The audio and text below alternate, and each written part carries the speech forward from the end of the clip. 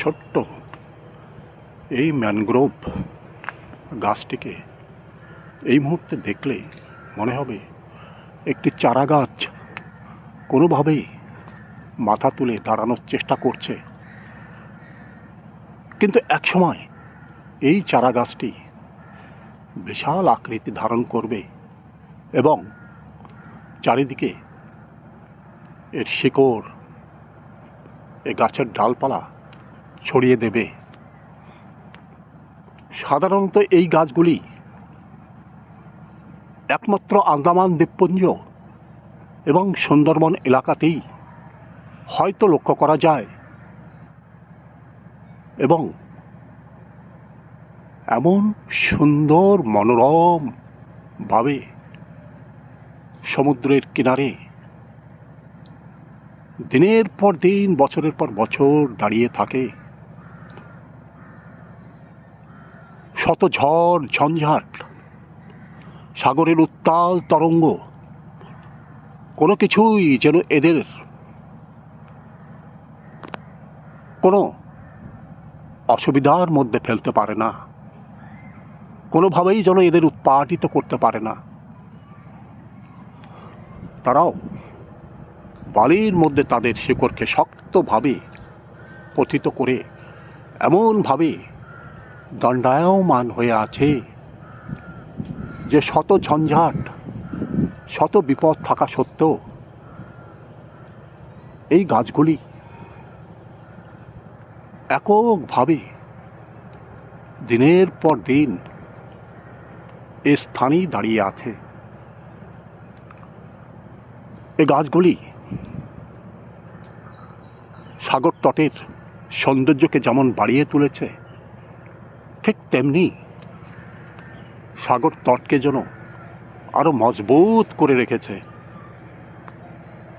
সাগরের উত্তাল তরঙ্গ যাতে করে এই সাগর তটকে ক্ষতিগ্রস্ত করতে না পারে, তার জন্য এই ম্যানগ্রোভ গাছগুলি এমনভাবে একটা বেড়ার রূপ নিয়ে দাঁড়িয়ে আছে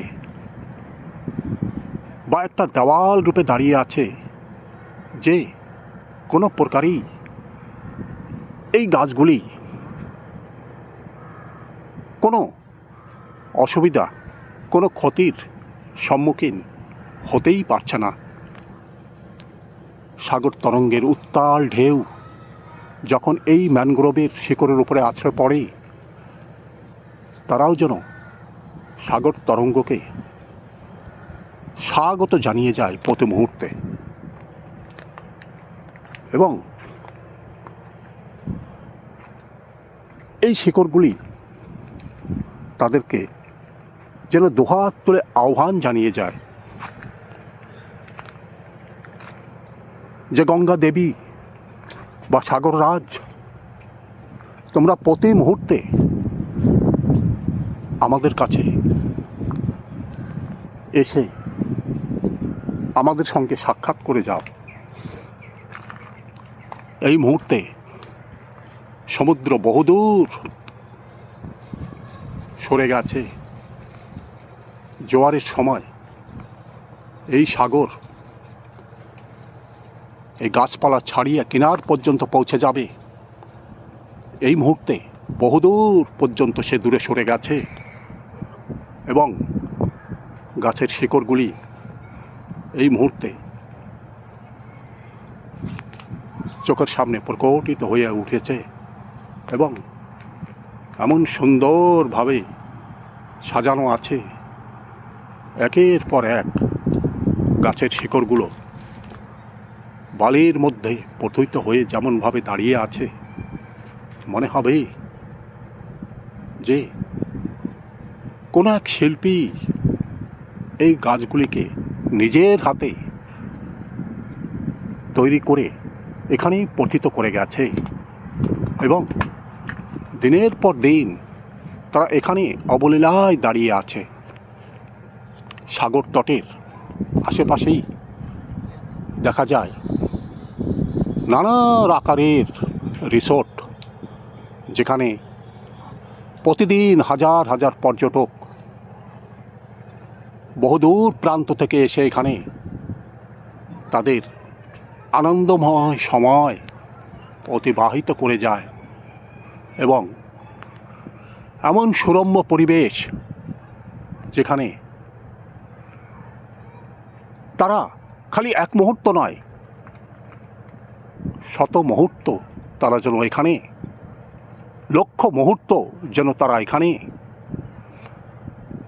অতিবাহিত করতে চায় এবং এমন মনোরম দৃশ্যের শোভা প্রতিনিয়ত তারা যেন তাদের হৃদয় কন্দরে অনুভব করতে চায়। চারিদিকে তাকালেই দেখা যাবে গাছপালার সুরম্য বাহার, পাখিদের অতুলনীয় কলতানি,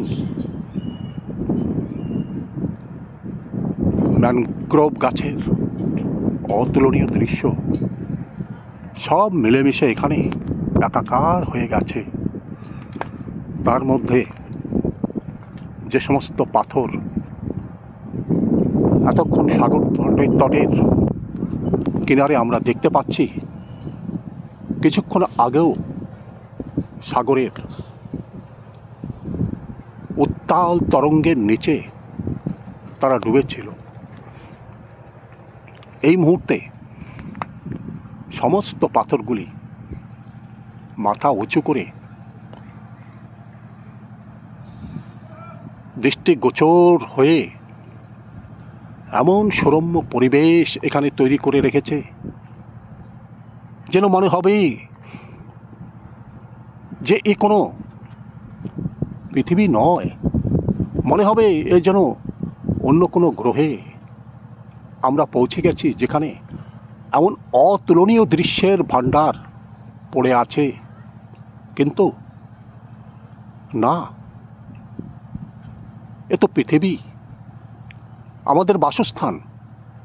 এখানেই যে এমন অতুলনীয় রূপ রসের ভাণ্ডার পড়ে আছে, সে কেবলমাত্র সাগর তটের এই প্রান্তে না আসলে পরে কোনোদিনই হয়তো চোখের সামনে এমনভাবে ফুটে উঠত না। এমন মনোরম অপরূপ দৃশ্য দেখবার জন্য দূর দূরান্ত নয়, পৃথিবীর বিভিন্ন প্রান্ত থেকে লক্ষ লক্ষ পর্যটক এই হাবলক দ্বীপে যখন পা রাখে এবং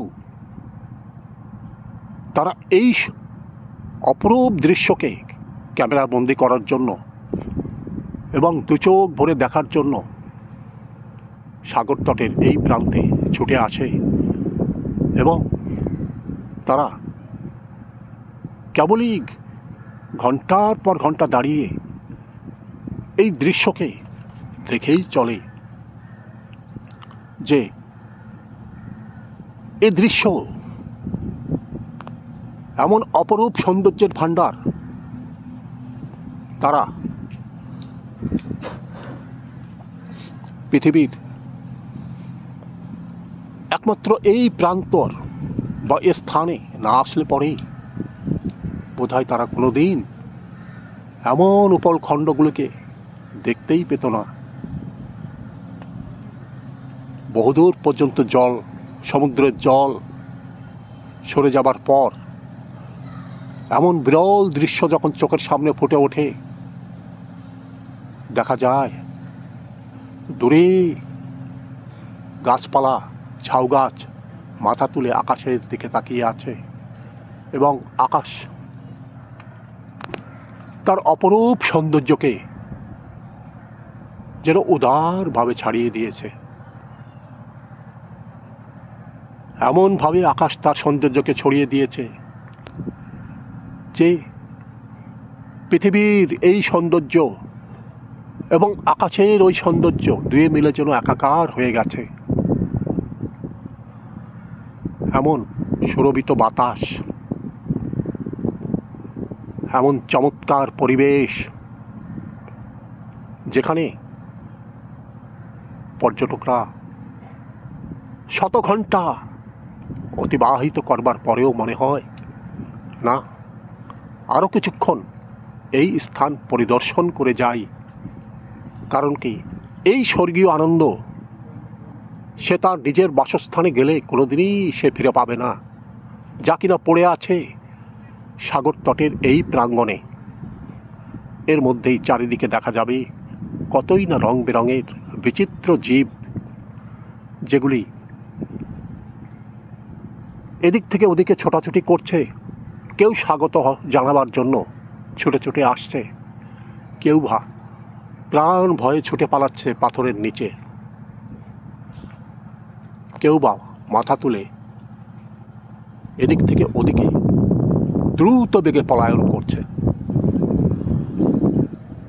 কিন্তু না, তারা তাদের অনুভবের চোখে কখনো হয়তো বুঝতে পারছে না যে তারাও যে অতুলনীয় সৌন্দর্যের সম্ভারকে এখানে সাজিয়ে রেখেছে, প্রকৃতি যে অতুলনীয় সৌন্দর্যকে সাজিয়ে রেখেছে, তাদের মধ্যে তাদের এই চলাফেরাটাও একাকার হয়ে গেছে। এবং তারাও যেন অনুভবের চোখে দেখতে চাইছে যে এমন অপরূপ সৌন্দর্য, যা কিনা পাবার আশায়, দেখার আশায় শত সহস্র যোজন মাইল থেকে মানুষ এখানে ছুটে আসে কেবলমাত্র নয়ন ভরে এই দৃশ্যকে উপভোগ করার জন্য। তার মধ্যে তাদের এই চলাফেরা, এই রং বেরঙের যে সমস্ত প্রাণী, এদের চলাফেরা, এগুলিও যেন তারা তাদের ক্যামেরায় বন্দি করে তাদের নিজস্ব গন্তব্যে একদিন নিয়ে চলে যায় এবং দেশে ফিরে গিয়ে এমন বিরল সৌন্দর্যকে দেখে তারাও যেন আত্মার আনন্দে বিলীন হয়ে যায়। তারা তখন হয়তো বলতে চায়, এমন অপরূপ দৃশ্য তারা একবার নয় বহুবার ছুটে আসবে, আবার তারা এখানে আসবে এবং এমন বিরল সৌন্দর্যকে তারা আবার ক্যামেরা বন্দি করে নতুন কোনো দৃশ্য, একবারে যে দৃশ্যগুলো তারা গ্রহণ করতে অক্ষম হয়ে যায়, পরবর্তী সময় এসে তারা সেই সমস্ত দৃশ্যগুলিকে আবার ক্যামেরা বন্দি করে তাদের নিজের নিজের গন্তব্যে ফিরে যাবে।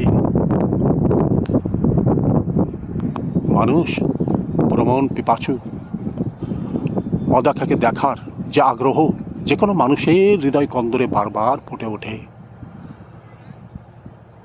এক দেশ থেকে অন্য দেশের ভাষা, সংস্কৃতি, তাদের কথাবার্তা, তাদের ব্যবহার সব কিছু মিলেমিশে এখানে একাকার হয়ে যায়।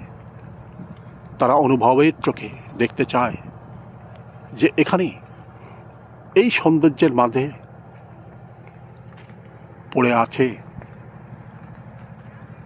কেবলমাত্র স্বর্গীয় আনন্দই নয়, এখানে পড়ে আছে মানুষের এক অকৃত্রিম ভালোবাসা, যার মাধ্যমে